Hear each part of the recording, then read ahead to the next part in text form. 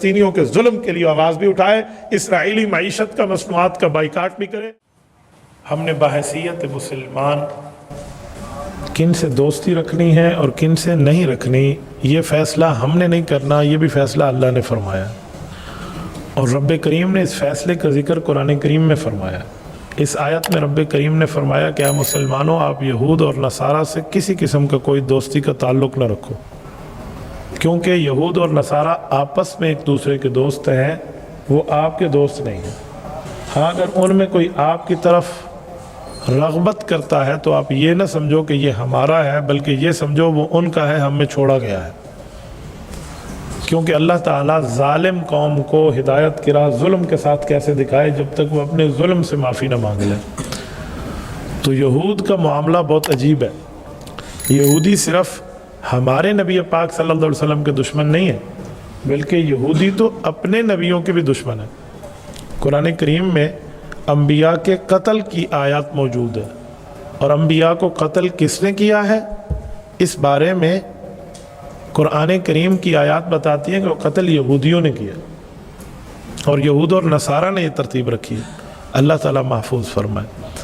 تو وَيَقْتُلُونَ النَّبِيِّينَ بِغَيْرِ الْحَقِّ جو ہے وہ انہی کے متعلق ہے۔ تو یہود ایسی قوم ہے اور ایسا طبقہ ہے۔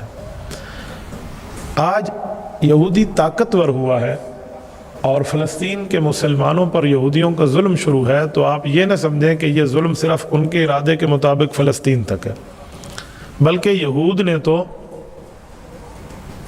اپنے اسرائیلی جھنڈے کے اندر 2 نیلی پٹیاں لگا کر اس بات کی طرف اشارہ کیا کہ ہمارا یہ پرچم سفید ہے، اس کے شروع میں اور اس کے آخر میں جو نیلی پٹی ہے یہ ایک طرف دریائے دجلہ مراد ہے، ایک طرف سے دریائے نیل مراد ہے۔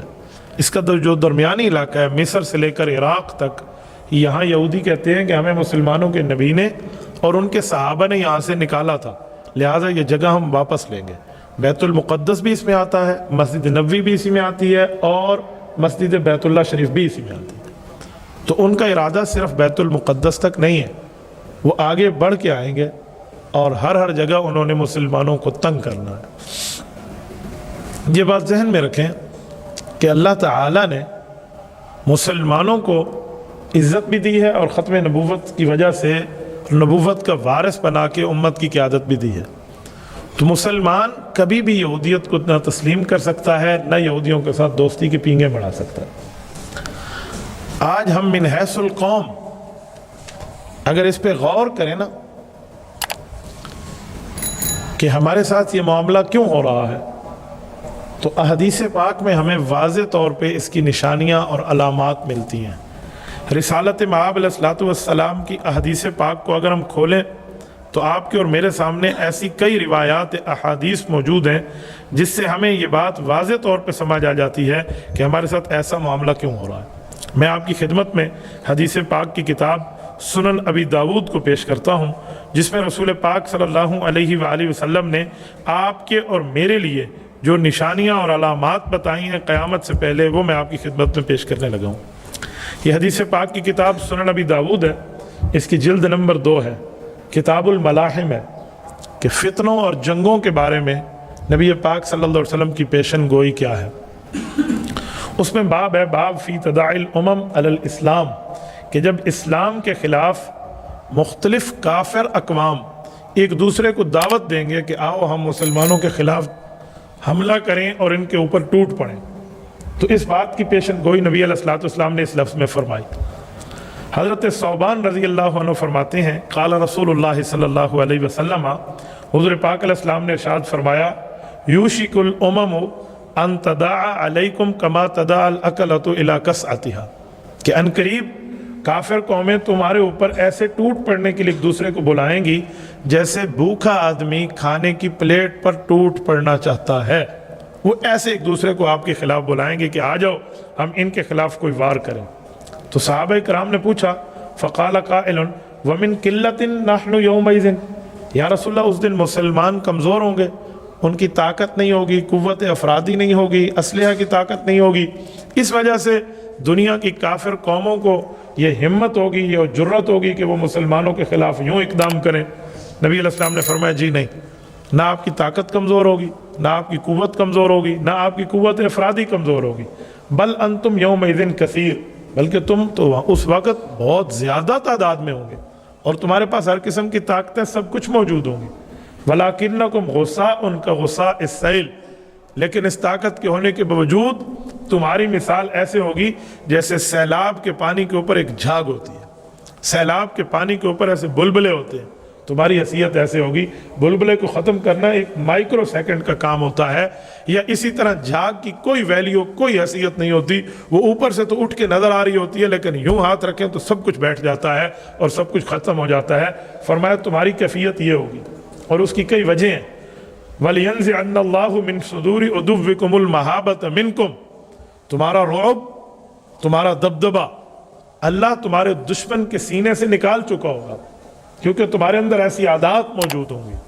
तो फरमाया हमारा रौब दुश्मन के सीने से निकल गया होगा। फरमाया जी हाँ। और अगली बात सुने, वलियक़ज़िफ़न्नल्लाहु फ़ी क़ुलूबिकुमुल वहन, और तुम्हारे दिल में एक वहन डाल दिया जाएगा। वहन कहते हैं कमज़ोरी को, इन्नी वहनल अज़्म मिन्नी, कुरान करीम में भी है कमज़ोरी, खोखलापन होना। तो सहाबा ने पूछा या रसूल अल्लाह वमल वहन हो, वो वहन क्या होगा जो मुसलमानों में इज्तिमाई तौर पर मेजॉरिटी में और मुसलमान कौम और तबके में वहन मौजूद होगा। फरमाया हुब्बुद दुनिया व कराहियतुल मौत, तुम चाहोगे हम दुनिया के अंदर रहें, हमें मौत ना आए, न तुम्हें अल्लाह से मुलाकात का शौक़ होगा, न जन्नत में जाने का शौक़ होगा। तुम इस तरह दुनिया को पसंद करने लग जाओगे, इस तरह दुनिया को तुम एक्सेप्ट करने लग जाओगे। ये हदीस पाक सुनन नबी दाऊद किताबुल मलाहिम की है, और हज़रत सौबान रज़ी अल्लाह तआला अन्हु नबी पाक सल्लल्लाहु अलैहि वसल्लम के सहाबी रावी हैं। तो आप मुझे बताएं, आज कैफियत हमारी यही नहीं है? आज यही कैफियत है हमारी? हम जितनी तादाद के बावजूद हैं, उसके बावजूद भी कफ़ार के दिल में कोई ताकत और कोई मुसलमानों की हैबत उनके दिलों में मौजूद नहीं है। हर मुल्क में, इस्लामी मुल्क बहुत बड़ा नाम है, हमारे मुल्क पाकिस्तान को कर्ज़ों में धकेला गया है, जिसकी वजह से आज इतनी हिम्मत नहीं हो रही हमारी हुकूमतों में कि वो इसराइल को एक आंख उठाकर बात कर सके। कल वही कहेंगे कि कर्जा भी हमसे लेते हो, बात भी हमसे करते हो। ये होता है मुआशी तौर पर किसी मुल्क को कमज़ोर कर देना।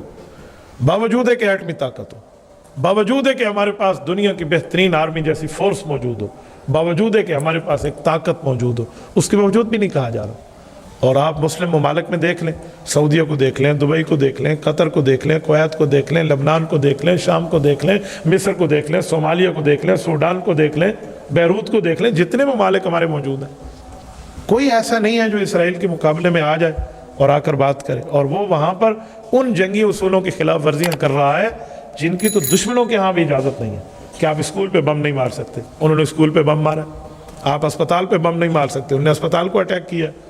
और उसके बावजूद भी अमेरिका जैसी सुपर पावर उसकी कमर के पीछे मौजूद है। ये यहूदियों की तो अपनी कोई हैसियत नहीं है, ये ईसाइयों के बलबोते पर इनके लोग ठहरे हुए हैं और वो उसको क्लीन चिट दे रहे हैं। और हमारी पूरी दुनिया की इस्लामी हुकूमतें खामोश हैं, इनके कान तक जूं भी नहीं रेंगती। ये आपको और मेरा काम नहीं है कि हम कोई चीज़ उठाकर वहाँ चलें, ये इस्लामी मुल्कों के इस्लामी आर्मी का काम होता है। हमारे अंदर जितनी ताकतें हैं, मैं तो गुज़श्ता पूरे दिनों से, जिस दिन से फ़लस्तीन की मामले की बात शुरू हुई, मैं यही टॉपिक हर जगह पूरे पाकिस्तान में बात कर रहा हूँ कि हम मिन हैसुल कौम अपनी ज़िम्मेदारी पूरी करें। अल्हम्दुलिल्लाह बाइकाट की बात चली ना कि यहूदियों की मसनूआत का बाइकाट करें, तो उसमें उम्मत ने बाइकाट में गैरत का काम और गैरत की शक्ल दिखाई है। और ऐसी गैरत की शक्ल दिखाई है कि जो एक मैकडोनल्ड है, जो एक यहूदियों के लिए खुराक फराम कर रहा था, आज वो विड्रॉलिंग पोजीशन पे आया। आज उनके दरवाजे बिल्कुल सुनसान पड़ गए हैं, वहाँ कोई चीज़ खरीदने के लिए, जाने के लिए कोई तैयार नहीं है। लेकिन हमारे मुल्क पाकिस्तान के जो मैकडोनल्ड्स हैं, इस पर पाबंदी की बात आई तो वो कहते हैं जी हम तो वो नहीं हैं, हम तो इसराइली मसनूआत वाले नहीं हैं, हम तो फ़लस्तीन के मुजाहिदीन को मदद फराम करेंगे। तो दो बातें जहन में रखें, इस धोखे में कभी ना आए। अगर आप वो नहीं हैं तो आप दो चीज़ें तब्दील कर दें, बहुत अच्छा मौका है। आप अपना लोगो भी बदल दें, आप अपना मेन्यू भी बदल दें। मेन्यू भी उन्हीं वाला चला रहे हैं, लोगो भी उन्हीं वाला लगाया हुआ है, और फिर भी कहते हैं हमारा कोई ताल्लुक नहीं है। तो कैसे हो सकता है कि ताल्लुक नहीं? तो बहुत अच्छा मौका है। आप कहते हैं हम उनके मुखालिफ हैं, तो आप अपना मेन्यू बदल दें, आप अपना लोगो बदल दें, हम मानेंगे कि आप दिल के साथ फ़लस्तीन की मुजाहिदीन के साथ ठहरे। और इसी तरह जितने बाकी चीज़ें हैं, इसका भी बाइकाट होना चाहिए। हम में जितने बंदे बैठे हैं, अगर आज हम ये तय कर लें कि हमने पेप्सी नहीं पीनी जिसका पैसा इसराइल को जाएगा, ہم نے کوک نہیں پینی جس کا پیسہ اسرائیل کو جائے گا، ہم نے 7 اپ نہیں پینی جس کا پیسہ اسرائیل کو جائے گا، ہم نے مرنڈا، ہم نے ڈیو نہیں پینی جس کا پیسہ اسرائیل کو جائے گا، تو کون سی مشکل بات ہے کہ آج اگر ہم طے کر لیں؟ تو ہمارے یہاں طے کرنا کیا مشکل ہے؟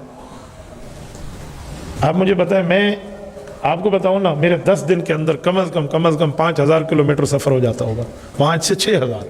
میں گھاٹ میں جاتا ہوں، ہر علاقوں میں جاتا ہوں، مجھے سب سے زیادہ ضرورت ہوتی ہے میں ایک ہی پانی پیوں، تو نیسلے کا پانی میں پیتا تھا، میں نے چھوڑا ہے، اور اس پر اللہ سے توبہ کی ہے کہ یا اللہ یہ تو فلسطین کے مسلمانوں کے قتل میں ان کا پیسہ جاتا ہے، تو میں ایک جگہ جاتا ہوں، مجھے اپنی طبیعت اور ہاضمے کے خراب ہونے کا خطرہ ہوتا ہے۔ جب میں چھوڑ سکتا ہوں تو میں آپ کے سامنے رول ماڈل کی حیثیت سے کہتا ہوں آپ بھی تو چھوڑ سکتے ہیں۔ ہم یہ طے کر لیں ہم نہیں پیئیں گے، کیا موت پڑ جاتی ہے؟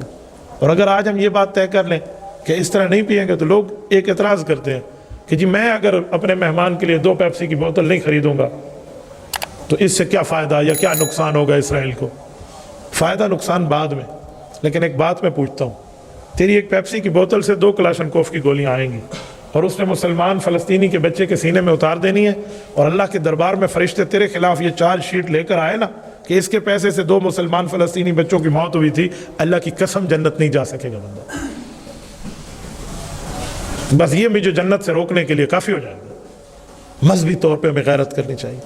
آج امریکہ کا وزیر خارجہ جب پہنچا ہے نا وہاں پر، میں آپ کو سنا سکتا ہوں، آپ سن سکتے ہیں، وہ اسرائیل پہنچا ہے، تل ابیب میں، وہ وہاں کے وزیر اعظم کو کہتا ہے کہ میں امریکہ کے سیکرٹری کے طور پہ نہیں آیا، میں ایک یہودی کے طور پہ آپ کی تائید کرنے آیا، میں آپ کا یہودی بھائی ہوں۔ یہی تو قرآن کہتا ہے بعضهم اولیاء بعض، جو میں نے آیت پڑھی ہے کہ ایک دوسرے کے بھائی ہیں، یہ ہمارے نہیں ہیں، یہ ہمارے نہیں ہیں۔ آج وہ سارے وہیں ٹھہرے، اور ہمارے حکمران عالم جو جتنے دنیا کے مسلمان ممالک ہیں ان میں اتنی جرت بھی نہیں ہے وہ کہیں کہ ہم مسلمان ہونے کے طور پہ ہم فلسطین کے ساتھ ٹھہریں۔ آج ہماری حکومتیں بھی مذمت کر رہی ہیں، مذمت تو ہم کریں جو ہمارے ہاتھ میں اختیار نہیں ہے، دعائیں تو ہم کریں، ہم عوام ہیں، ہمارے ہاتھ میں اختیار نہیں ہے، جن کے ہاتھ میں طاقت ہے وہ بھی دعا کرے۔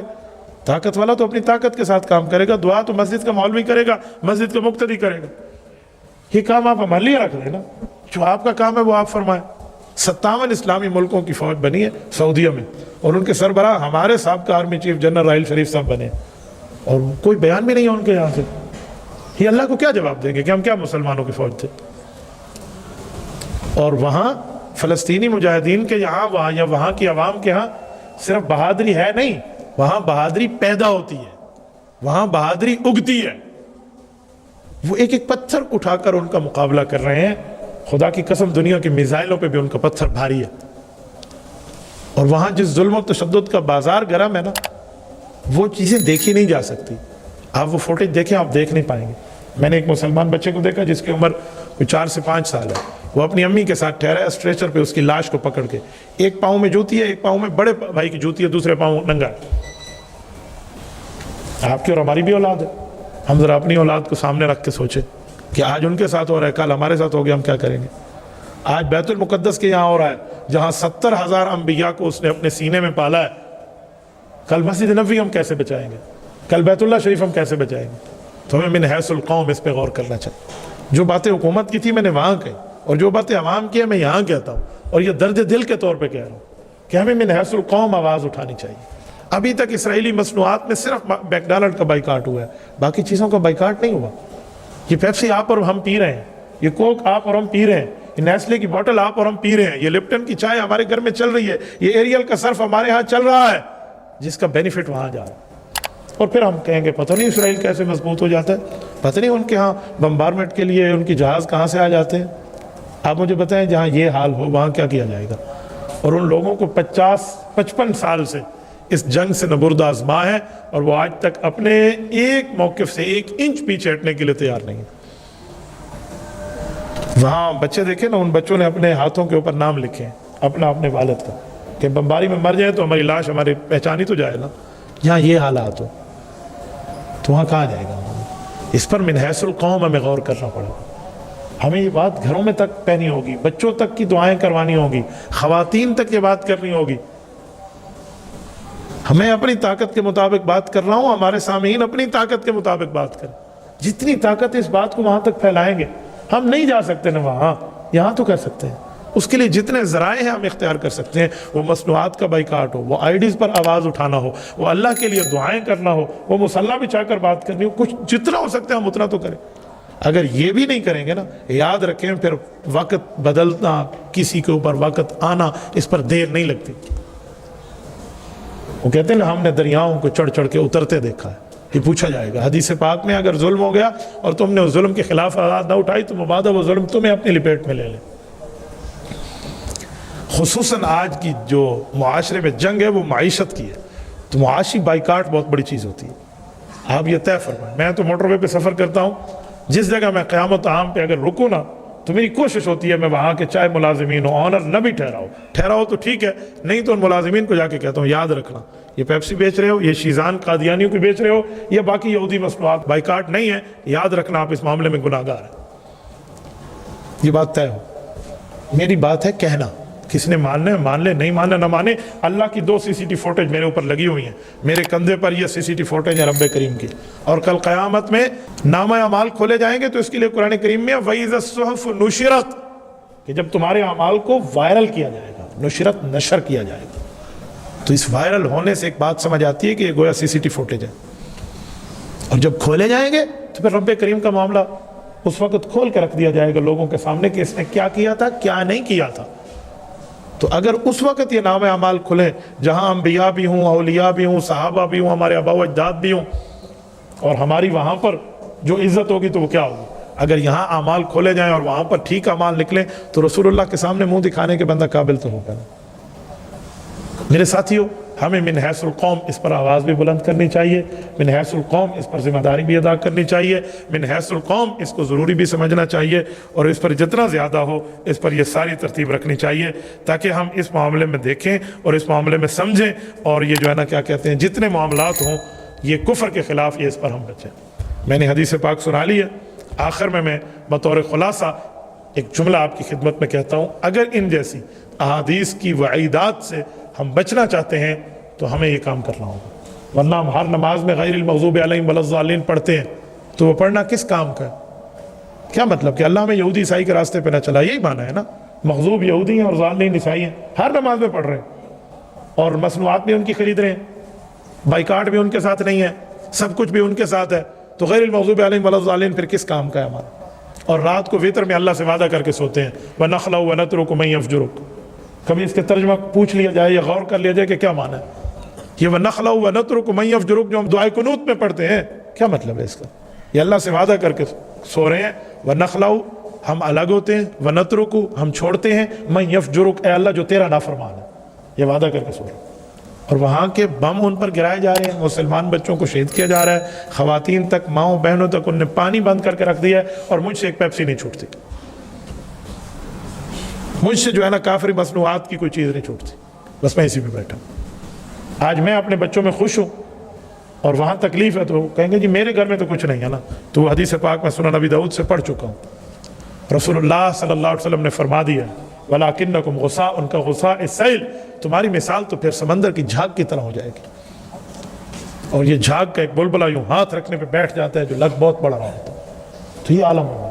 اور پھر حدیث پاک میں حضور نے فرمایا کافر قوم ایک دوسرے کو ایسے بلائے گی جیسے کھانے والا کس پہ بلاتا ہے؟ آپ سن چکے ہیں، پلیٹ پہ اور دسترخوان پہ بلاتا ہے۔ آج سارے کفار ایک سمت میں، مسلمان واقعی جو ہے نا کیا کہتے ہیں وہ اسی پر ٹھہرے ہوئے ہیں،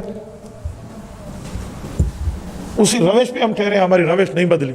مجھے بتائیں جو مسلمانوں کا تیسرا بڑا مقدس مقام ہو اس پر یہ سارے کام ہو رہے ہوں، نہ میری سوچ بدلے، نہ میری نیند خراب ہو، نہ میرا آرام خراب ہو، نہ میری ڈش خراب ہو، نہ میرے کولڈ ڈرنکس خراب ہو، اللہ کو کیا جواب دے گے جب وہاں یہ ہو رہا تھا؟